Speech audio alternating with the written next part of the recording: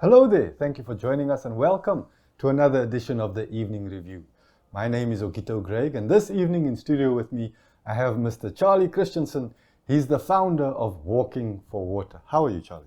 I'm very good, thank you. Oh, let's start at the beginning, Charlie. What is Walking for Water? Walking for Water is what I call a philanthropic pilgrimage. Okay. So basically I'm walking from Denmark to Tanzania. Wow. So far I've been hiking almost 16,000 kilometers along the west coast of Africa, and now I'm crossing the Central Africa through Angola to Zambia. Okay. But the Angola visa was running out, so we had to make a little visa run, so that's why we're in Namibia now. Welcome to Namibia. Thank you so much. But what is the purpose of your philanthropic journey? Well, it's to raise funds for clean water in Africa. 13 years ago, I was living in a Maasai village in Tanzania, and I saw firsthand how people had to walk the whole day to bring home clean water. Yes. And when I came home, I started this NGO called Walking for Water to raise attention on this issue that people in Africa have to walk very far to get clean water. Yes. So the idea is that the journey itself, it creates attention. I post from the bush, from the cities, from African culture along the way. And then I encourage the followers to donate money so we can build public boreholes across Africa. Excellent, excellent. Now, Walking for Water is something that we are very familiar with here in Namibia.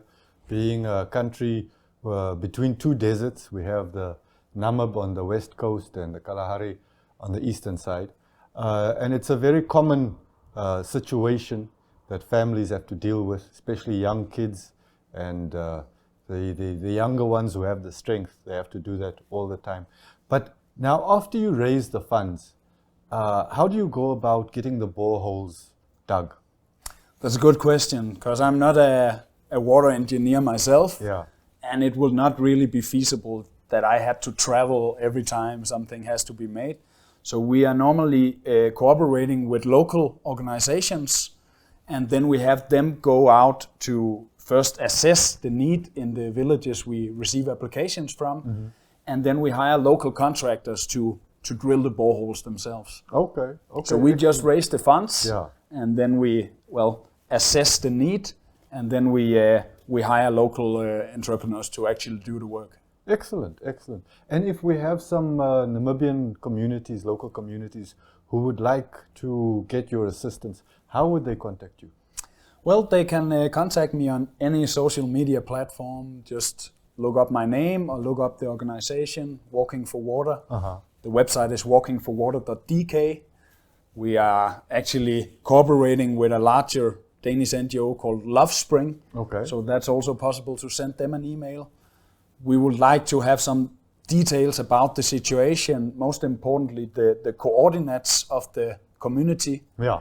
And also the coordinates of the nearest clean water source as it is now. I see. Because we are only focusing on communities that has what we call limited access to water. Yes. That means at least it must be a kilometer and a half away from the nearest clean water source. Yeah, yeah. No, that's many communities in Namibia because we have vast open spaces. Right. Tell us a little bit about the experience of walking through Africa, the people that you've met and the encounters that you've had. Yeah, there are so many stories to choose from. I've been walking almost 16,000 kilometers now. This is my 27th African country. Wow. And one of the special things about the journey is that I never pay to sleep. Okay. So along the way, I camp in the bush between cities. Yeah. And in cities like here, I rely on local hospitality. Okay. So for example, here in Windhoek, we've been sleeping with a local guy through an app called Couchsurfing. Okay. Couchsurfing is an app where you can invite travelers to sleep at your place for free. Wow. So we've been staying with a local guy, Peterson, and he's been showing us a bit around town. And for the past 2 nights, we slept at this urban camping. Yes. They also invited us to just stay there for free. So we rely on hospitality a lot.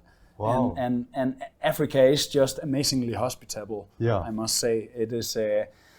I never cease to be surprised and impressed about how people who have little are willing to give much. Yeah. I think that is inspiring also to us in the more, well-off countries. We can learn from that. Have you ever had the opportunity to return to one of the villages that you have helped? Actually, I haven't. Oh.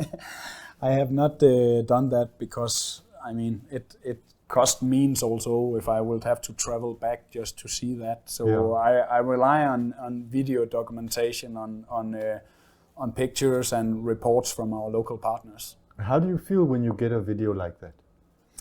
I feel happy, It's nice to see the results of our work. I'm volunteer. I don't receive any salary, so that is my salary, really seeing the smiles of the beneficiaries. Awesome. And are there other obstacles to your work? I mean, you mentioned the issue with the visa now. Yeah, of course, you have obstacles along the way. Visa can sometimes be a problem. Sometimes authorities in Africa can be a bit hard to handle. Yeah. Of course, tropical diseases. I had malaria 11 times. I had typhoid 3 times. Sometimes you run into to this kind of things, but it's just part of living in Africa, as I'm sure everybody here knows. Yes.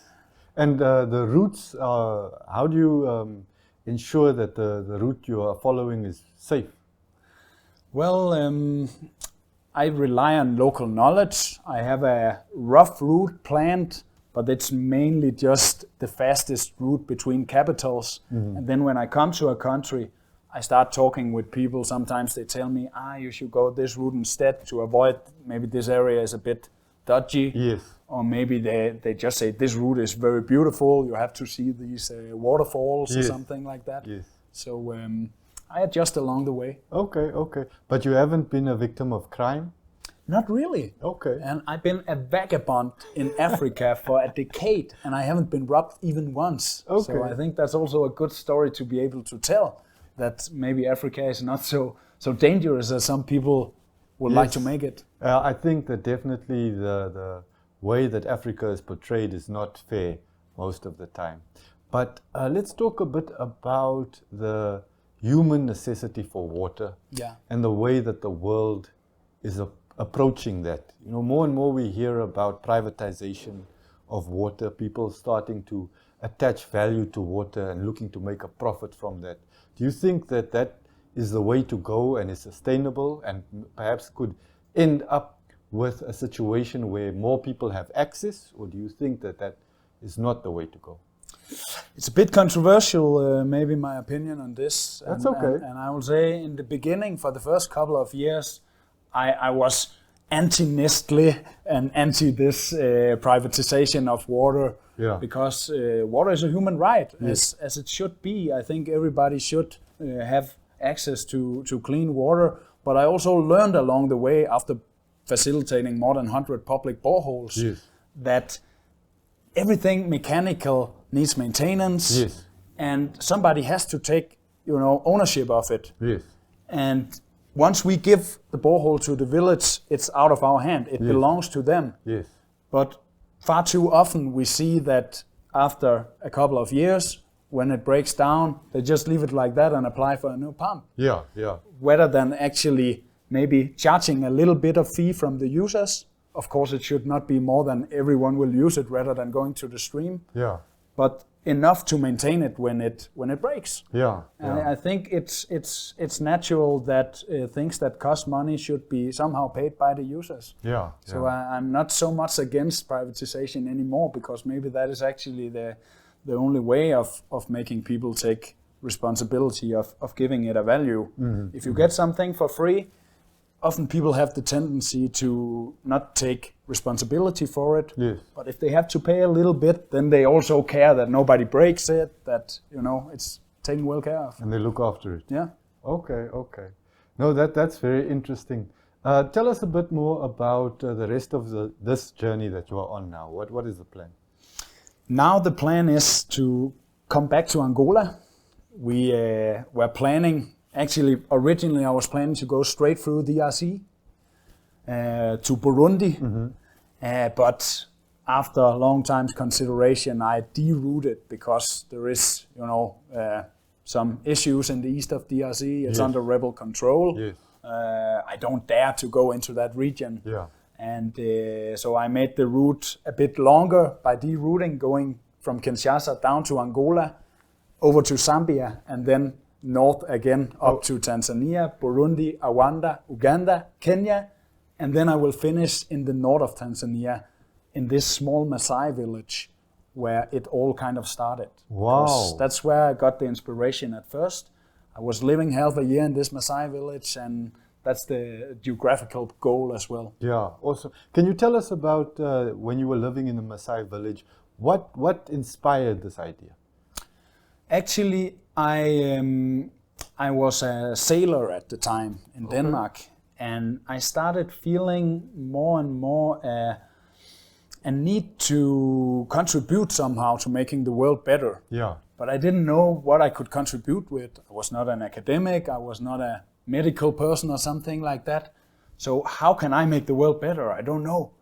But then I thought, in Africa, they have a lot of problems. So maybe if I go there and volunteer, I will find a purpose. Okay. So I went there to start an orphanage in this rural village.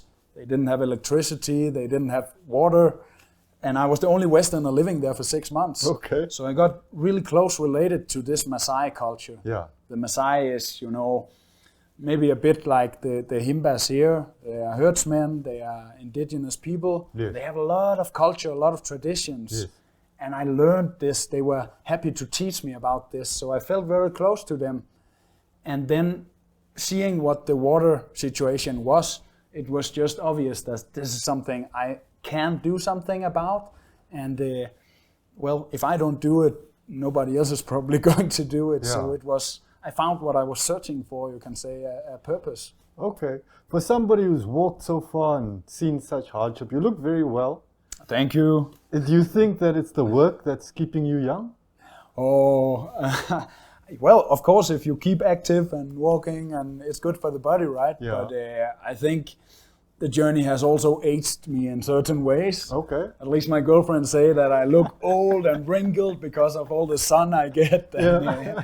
well, I don't know if these tropical diseases also takes a toll somehow, but I feel fresh. I feel healthy, so I can only encourage, start walking. Okay. There is a Danish philosopher, Søren Kierkegaard, who say that walking is the best medicine. Oh. You can walk yourself healthy from any disease. Wow, that's awesome. So how far do you still have to walk based on your current route? And when do you expect to reach back to that same village where everything started? We have about 5,200 kilometers left, roughly. It might be more because, then you zigzag a bit and you take a detour here and there, so maybe 6,000 or something before I reach this village in the north of Tanzania. I don't think that it will happen this year, but maybe next year, because actually we divide the journey a bit. I have been home in Denmark 2 times since I started. Originally, I wanted to do it all in one take. Mm-hmm. But once I reached Nigeria, I had been on the road for 3.5 years and I was broke. I didn't have any more money.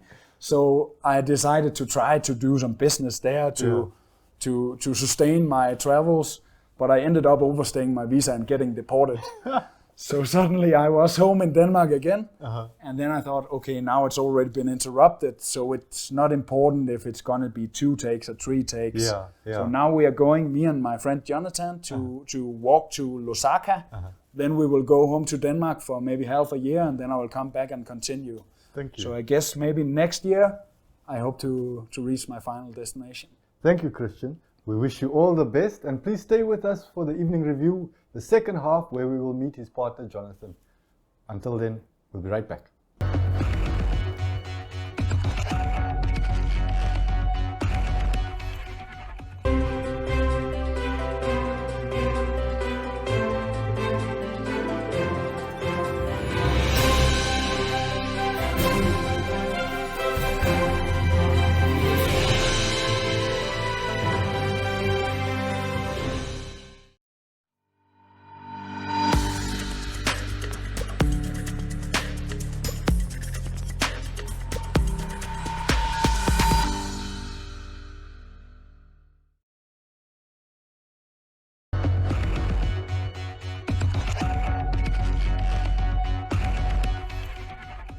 Welcome back to the Evening Review. My name is Ogito Craig, and we continue our conversation with what's your name? Jonathan Jakobsen. Jonathan Jakobsen, who is also Walking for Water. Jonathan, please tell us, how did you get involved with Walking for Water? Good question. Well, I have been following Charlie on social media for, I don't know, many years. And I was quite inspired of the person he was, going on this long adventure in Africa and at the same time doing something good for the world. And I was like, wow, that's very inspiring. And I like to go on these like crazy adventures as well. So I just texted him about 2 years ago, and he said yes, I could join him. Okay. So that's why I'm here and now involved with the project. Well, where did you join him, and what was the first stretch that you walked? Yeah, so we met in Denmark first, just to get to know each other. And then after, I don't know, 6-7 meetings, then he said, yes, you can come and join me. And then we flew together to Kinshasa in the DRC. Yes. And from there I have been walking with him. And how far have you walked now? About 800 kilometers. Wow, wow. And how many villages have you been able to help gain access to clean drinking water? Well, me personally, that's hard to tell. But we have collected money from donors. But exactly how many wells so far I have been involved with, that's hard to tell. Okay, okay. But what stands out from this time? What single memory will stay with you for the rest of your life? Walking outside of, walking through Kinshasa. That was a cool experience actually, because I was a bit scared. But it turned out that they were celebrating. They just finished the education. And they have this culture of throwing with white, like baby powder or something like that. And they were just celebrating through the whole city, you know, and just people were in such a good mood, everyone. So just one big party walking through Kinshasa. I mean, that was impressive. That's awesome. What has been your experience of the people that you've met along the road? The what, sorry? The people that you've met as you've been walking, what has been your experience with those people? So friendly. Yeah. They have been super welcoming, super friendly. When we needed a bit of help, people were really helping and inviting us in to their private homes and giving us really nice food, a nice bed to sleep. You know, people have been very, very nice and friendly, and we have had a lot of help along the way. Okay. Yeah. While you were walking all those kilometers along the roads, how do you get water for yourselves? Well, there is a lot of these cantinas or these kiosks along the way. And there you can often buy water on these bottles. So that's how we do it. Okay. But yeah.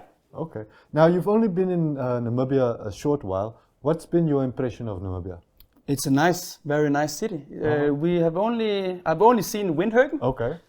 But really nice place. Really nice. We went to the museum, and people have been super friendly and nice here as well. Okay. Only, You are on your way back to Angola.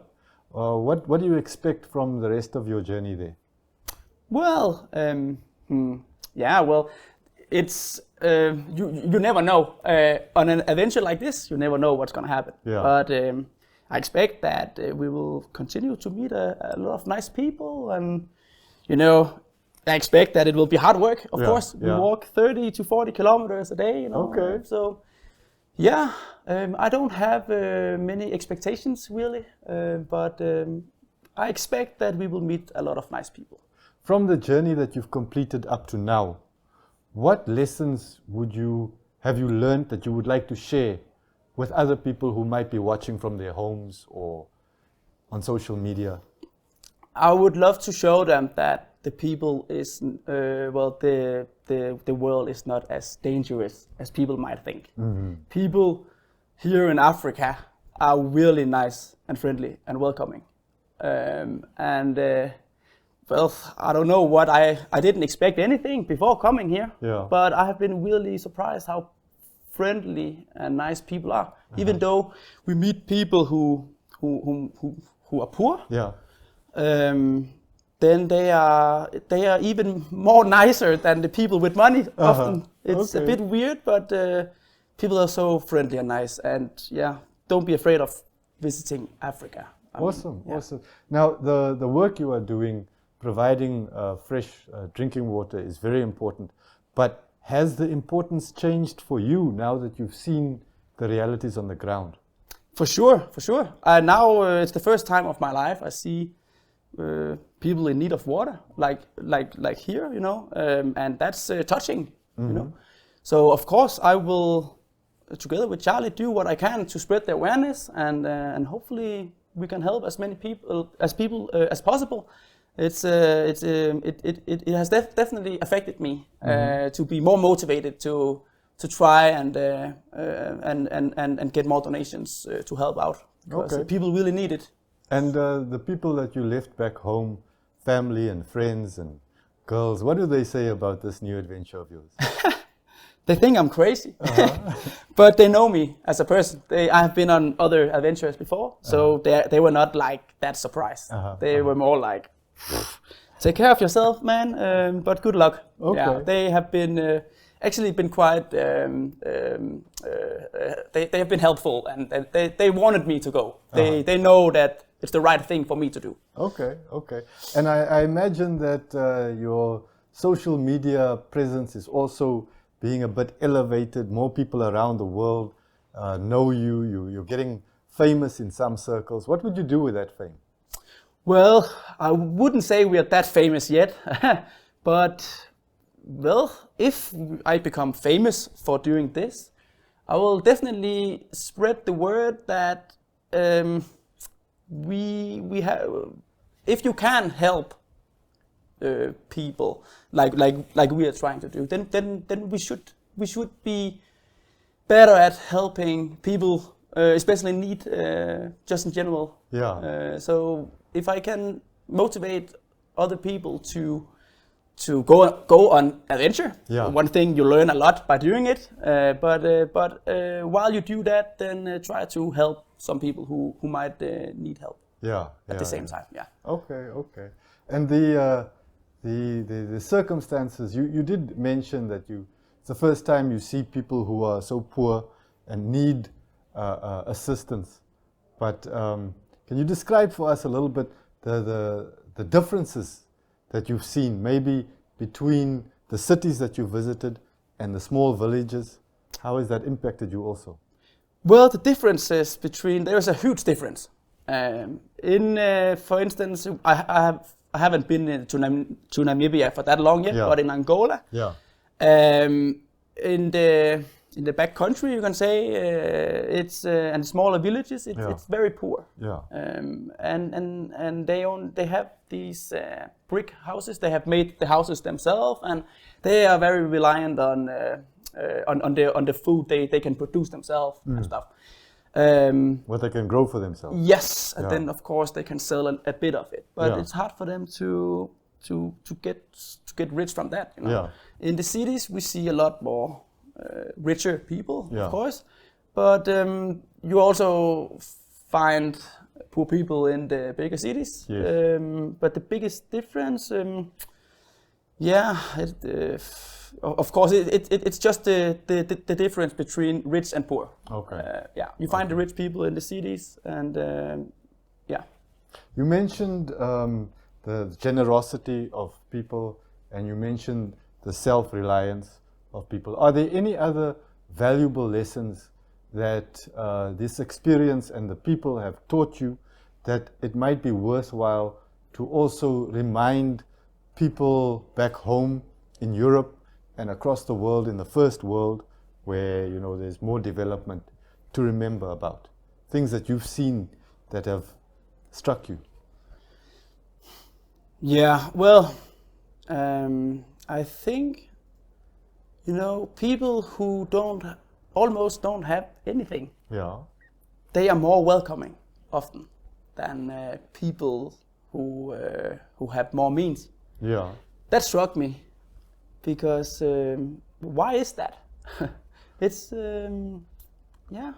But what would you lose if you are not welcoming? What do the people who have more means, what do they not get because they have to protect all the material things that they have? Yeah, I'm not sure if I understand the question. I'm trying to get at what is the value for a human being in being more welcoming to strangers that you miss out on because you have to protect all your possessions. Yeah, well, first off, a lot of great stories, and you get to share a lot of experiences together when you dare to open up for strangers. You know, then you can really get to know different cultures, and I think the world needs that, to be more open, welcoming, and trying to learn from each other and each other's cultures. Okay. So, yeah. As you continue the journey, what are you looking forward to? I look forward to just see what happens. You know, you never know what's gonna happen. Okay. You know, I didn't know I would have this interview. Yeah. You know, I didn't know that we would meet so many nice people. So I just look forward for whatever. Okay. Yeah. Thank you very much. Thank you. And thank you very much for joining us for this edition of the Evening Review. Tomorrow evening we will be back with a different edition, so please join us again. But until then, good night.